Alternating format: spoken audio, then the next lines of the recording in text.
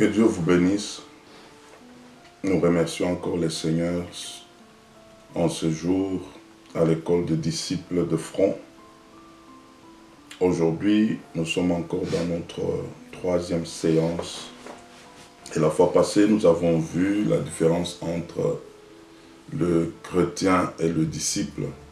Et en bref, nous avions dit que être chrétien ne coûte rien parce que nous sommes sauvés par la grâce au moyen de la foi.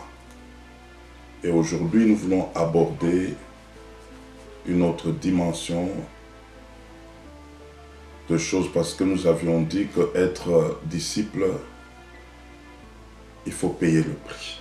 Nous allons prier rapidement pour recommander ce moment à la grâce de Dieu. Seigneur, merci pour ce temps que tu nous donnes. Merci de nous accorder ta grâce. Merci Saint-Esprit de nous amener dans la profondeur. Et nous croyons que quelqu'un sera béni en ces jours au nom de Jésus-Christ. Amen. Sans plus tarder, j'aimerais qu'on lise deux passages. Le premier, nous sommes dans Matthieu chapitre 10, verset 37. Nous lisons: « Celui qui aime son père ou sa mère plus que moi n'est pas digne de moi, et celui qui aime son fils ou sa fille plus que moi n'est pas digne de moi. » Et nous prenons 2 Corinthiens chapitre 5 verset 14 à 15. 2 Corinthiens chapitre 5 verset 14 à 15. « Car l'amour de Christ nous presse, parce que nous estimons que si un seul est mort pour tous, tous donc sont morts, et qu'il est mort pour tous, afin que ceux qui vivent ne vivent plus pour eux-mêmes, mais pour celui qui est mort et ressuscité pour eux. » Et nous voulons comprendre que être disciple, ça coûte cher. Et même c'est pourquoi il y a peu de disciples que de chrétiens.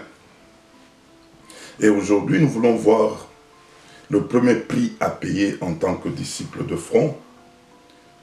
Ce prix s'appelle « Aimer le Maître ».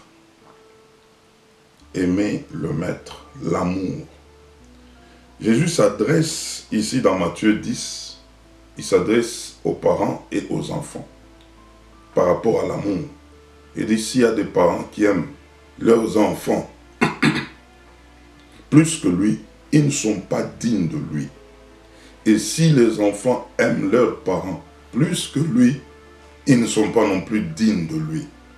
Jésus a voulu juste relever qu'il n'aime pas de rival en termes d'amour. Il aime la première place et donc c'est un Dieu jaloux. Et en Luc 14, 26, là c'est encore très fort, où il est en train de dire, c'est lui qui ne hait pas son père et sa mère, sa femme, son mari, ses enfants, et même sa propre vie, n'est pas disciple, n'est pas son disciple. Il a utilisé le mot haïr. En réalité, comme pour dire, tu ne peux pas aimer quelqu'un d'autre plus que lui. Pourquoi une telle exigence? C'est à cause du prix que lui-même a payé pour nous. Quel était le prix qu'il a payé pour nous? Il a donné de sa vie. Il est allé mourir pour nous. Il n'a pas fait cas de sa vie. Il a vécu pour toi et pour moi. Et en retour, il nous exige quelque chose en termes d'amour. C'est pourquoi il parle ici à Pierre, à 3 reprises, Pierre m'aimes-tu? Pierre m'aimes-tu? Et c'était pratiquement à la fin de son mandat. Et Pierre a compris que non. Ici, il y a quelque chose. Je ne dois pas me précipiter de répondre vite que je t'aime, que je t'aime. Il a payé un prix pour moi. Pierre pouvait lui dire en fin de compte, Seigneur, tu le sais, je t'aime. Et Paul vient nous expliquer correctement ce qui se passe. Dans 2 Corinthiens 5, 14 à 15, que nous avions lu, il parle en termes d'une pression. Il dit, l'amour de Christ nous presse. Pourquoi il pouvait utiliser un tel langage? Parce qu'en réalité, Christ a fait une démonstration. Dans l'amour, il y a une démonstration. Ce n'est pas de paroles comme ça, mais il faut démontrer. Il faut les évidences. Et Christ les a montrées par sa mort. Il est mort pour nous. Il a démontré comment est-ce qu'il pouvait même aller jusqu'à donner sa vie pour démontrer qu'il nous aime. Et la question nous est posée ce matin, c'est de savoir comment répondre à cet amour. C'est simple en réalité, donc il faut aussi mourir pour lui. Parce que lui, en nous aimant, il est allé jusqu'à mourir.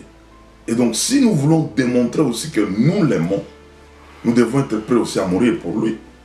Mais est-ce que c'est ça notre entendement aujourd'hui? C'est lui qui t'a aimé, il est mort pour toi. Donc toi aussi, sois prêt de mourir pour lui. Vous savez, il y a des choses qui se passent aujourd'hui dans le mariage, où on nous parle, il y a des serments qu'il faut faire, et je vais t'aimer dans le malheur et dans le pire. Et il y a des gens qui font des formules comme ça, mais est-ce que nous disons la vérité? Est-ce que la profondeur de toutes ces paroles, nous pouvons les suivre à la loupe? C'est-à-dire, lorsque ton partenaire est en train de souffrir, lorsque ton partenaire est sur la porte de la mort, tu vas continuer à l'aimer. Lorsque ton partenaire est malade et on te dit que cette maladie, il va l'accompagner jusqu'à la mort, est-ce que tu vas continuer à l'aimer? C'est ça le problème. C'est ça l'affaire de l'amour. Mais on dit dans le malheur et dans les pays, il y a même d'autres qui ont présenté cela dans d'autres églises ou même dit non, il ne faut pas parler malheur et puis il faut seulement dire seulement le bonheur. Mais j'aimerais vous dire, si Jésus pouvait nous sauver que pour le bonheur, ça allait être compliqué. En fait, l'autre face, d'ailleurs, exprime correctement cet amour, c'est-à-dire, il y a eu paiement de prix. Quelqu'un n'a pas fait cas de sa vie parce qu'il a aimé. Et ça, il faut le faire. Mais beaucoup ne sont pas prêts.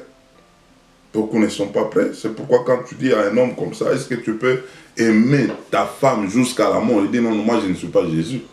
Je ne peux pas donner ma vie. Je ne peux pas mourir parce que j'ai aimé quelqu'un. Non.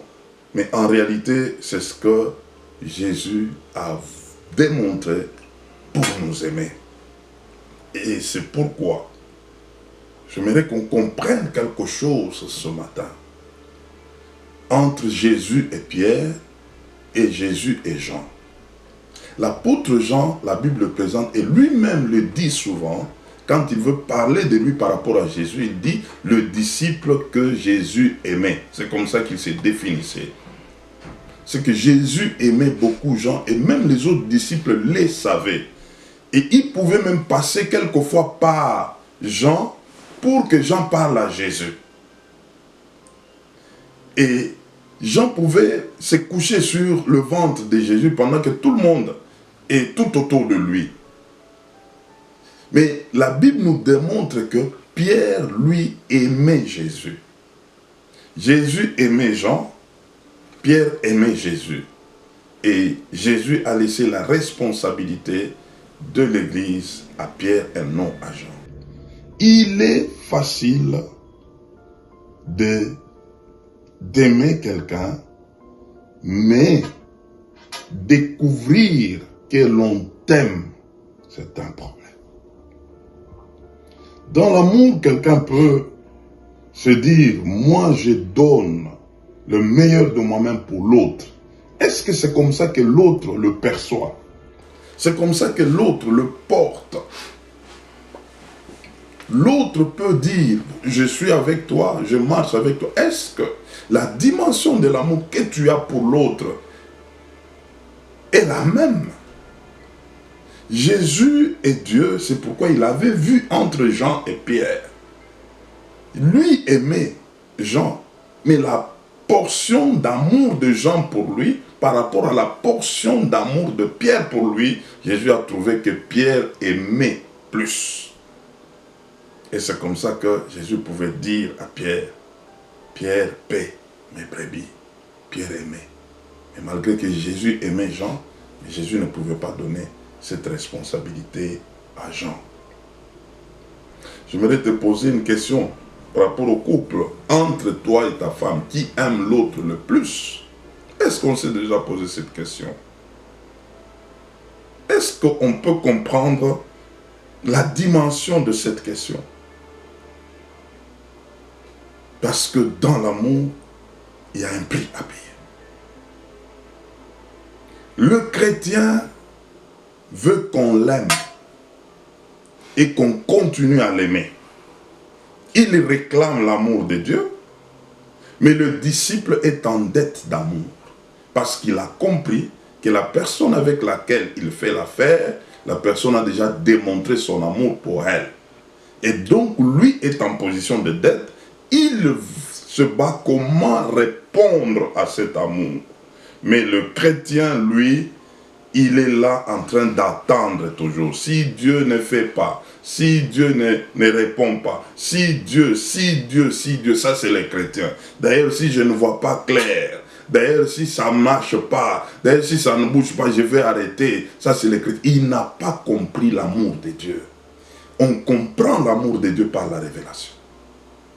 Et Paul avait compris, c'est pourquoi il pouvait dire, l'amour de Christ nous presse. L'amour de Christ nous fait pression. Comment je peux traiter avec quelqu'un comme ça? Il a tout donné pour moi.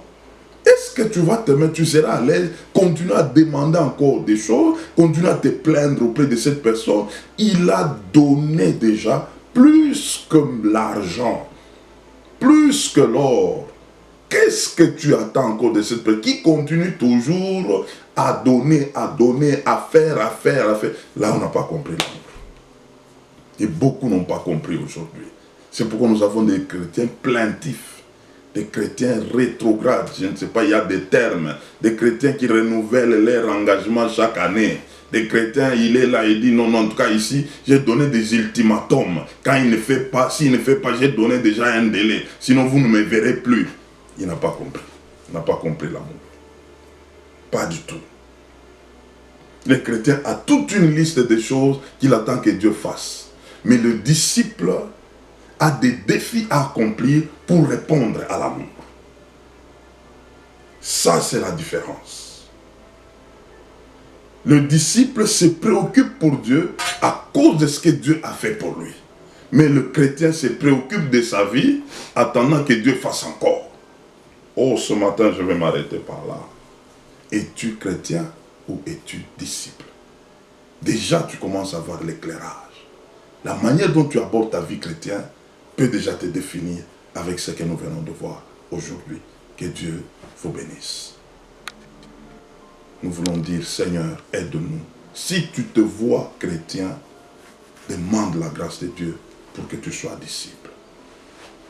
Toi qui n'as pas encore donné la vie au Seigneur, prends une décision ce matin de lui donner sa vie et confesse Romains chapitre 10, verset 9. Confesse que Jésus-Christ est mort et ressuscité, est mort et ressuscité, et tu seras sauvé. Nous allons prier. Seigneur, merci de sauver encore en ce jour. Merci de réveiller encore l'esprit de disciples de front.